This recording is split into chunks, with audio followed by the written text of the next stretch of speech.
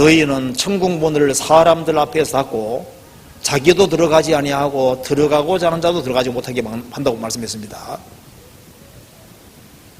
잠언 9장에도 마귀 역사와 하나님 역사가 기록이 되어 있습니다. 주님께로 연결시키는 역사가 있는가 하면은 주님을 등지게 하는 그런 역사들이 있는데, 주님과 멀어지게 하는 거짓 일꾼들은 일종의 유리하는 별들이다 그 말입니다. 세상에는 주님이 세우신 교회가 있는가 하면은 주님이 세우지 아니하는 가짜 교회도 얼마든지 있습니다.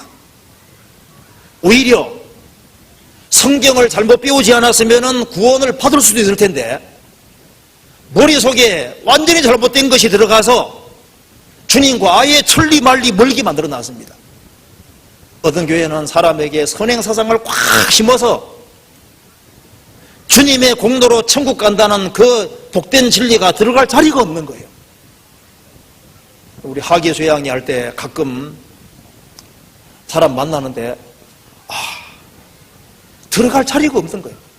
성경은 잔뜩 들어가 있는데 잘못 배워서 잘못된 교리가 그냥 꽉 들어가 있는 거예요. 저 인도에 전도를 몇 번 가면서 느낀 것 중에 하나가요, 참 인도는 사람들이 좀 순수하게 보입니다. 그런데 그 기독교인들이 구원을 받지 못하고 있는 거예요. 그때 이 생각이 들었습니다. 열왕기하 2장에 보면 이런 말씀 나오죠. 엘리사가 이제 엘리사 그 당시에 어떤 동네가 참 땅도 아주 기름지고 좋고 모든 게 좋은데 물이 안 좋기 때문에 결실이 안 되는 거예요. 그래서 엘리사가 물을 고치니까 아주 결실이 아주 풍성하게 열리는 것이 나와 있습니다. 자, 인도란 나라는 참 그 전도터도 좋고 다 좋은데 물이 안 좋은 거예요. 하나님의 순수한 복음이 들어가면은 구원을 받을 수 있는 사람들이 물이 좋지 못하기 때문에 성경에서 말하는 복음다운 복음을 듣지는 못하니까 구원받지 못하는 겁니다. 세상에 헤매는 사람들이 많이 있습니다. 우리가 구원을 받았다는 것은 기적입니다. 자, 그런데 문제는 주님께로부터 거듭난 크리스찬이지만은 크리스찬이 주님의 빛을 가릴 수가 있습니다. 구원받았다는 사람이 구원 안 받은 사람들로 하여금 그리스도와 멀어지게 만드는 일을 했을 때 이게 얼마나 큰 죄가 되겠어요. 우리는 사람을 건지고 세우기 위해 있는데 나 때문에 주님과 멀어지고 주님과 원수가 되고 주님과 등을 돌리는 이런 일이 있다면 그게 얼마나 큰 죄가 되겠습니까? 그럼 별 역할, 저는 반대 역할을 하는 거지 않습니까? 고린도전서 15장에 보면은 별의 밝기가 다르다고 했습니다. 어떤 별은 빛을 많이 내는 별도 있고 어떤 별은 빛을 적게 내는 별도 있고 어떤 것은 아예 비치지 않는 별도 있습니다. 너무 흐린 별도 있는 거예요. 구원받은 사람도 빛을 많이 비치든 적게 비치든 빛을 비치도록 부르심 받은 겁니다. 중요한 것은 내가 지금 주님의 빛을 비추고 있는 것이냐, 내 주변 사람들에게 주님 빛을 비추고 있느냐, 그걸 좀 깊이 생각할 필요가 있습니다. 성경에 크리스찬들을 일종의 별이라고 표현을 하고 있습니다. 성경 찾아봅시다. 창세기 22장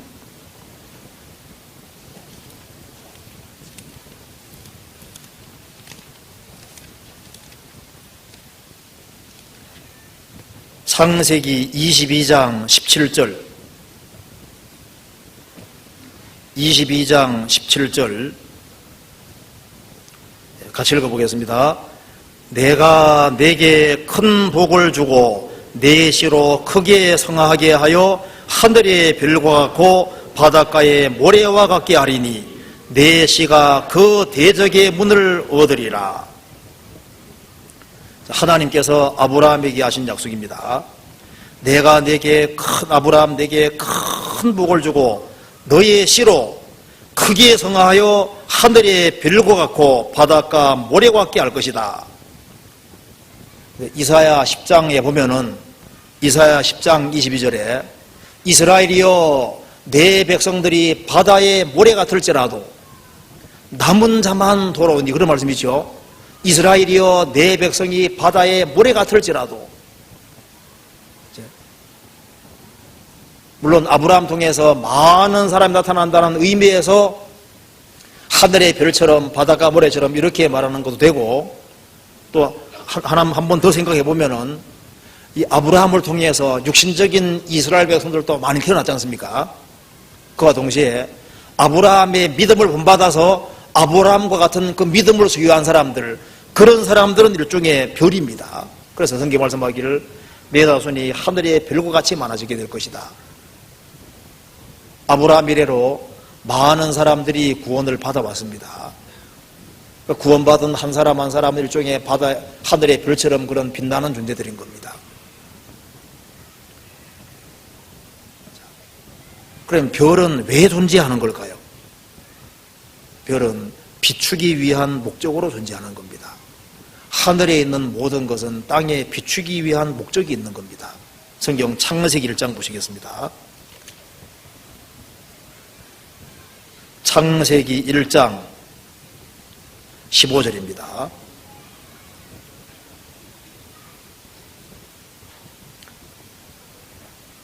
또 그 광명이 하늘에 궁창이 있어 땅에 빛이라 하시고 그대로 되니라. 하나님이 더 큰 광명을 만드사 큰 광명으로 낮을 주관하게 하시고 작은 광명으로 밤을 주관하게 하시며 또 별들을 만드시고 하나님이 그것들을 하늘의 궁창에 두어 땅에 비치게 하시며. 해와 달과 별은 땅과 관계를 맺고 있습니다. 하늘의 해와 달과 별들의 주된 목적은 뭡니까? 땅에 비치기 위한 것이 기본 목적입니다. 예수님은 땅에 오셔서 세상의 빛으로 역사하셨습니다. 밤의 달도 지구에 빛을 비추기 위해 있습니다. 별들도 빛을 비추기 위해 있는 거예요. 자, 크리스찬이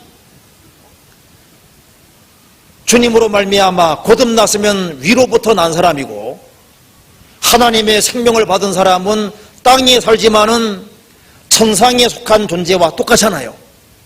그게 만물 위의 교회란 말씀도 있고, 크리스찬들은 세상에 살지만 세상 사람이 아닙니다.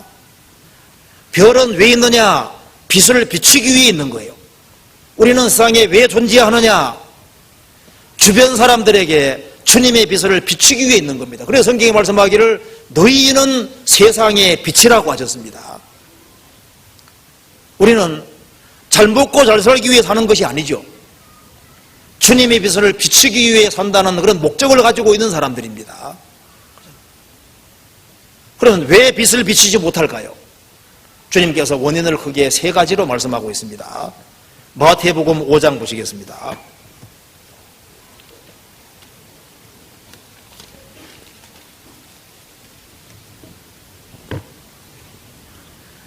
(5장) 14절입니다.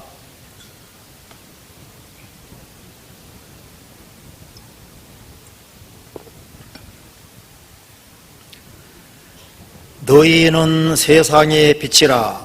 산 위에 있는 동네가 숨기우지 못할 것이요 사람이 등불을 켜서 말 아래 두지 아니하고 등경 위에 두나니 이러므로 집안 모든 사람에게 비치느니라.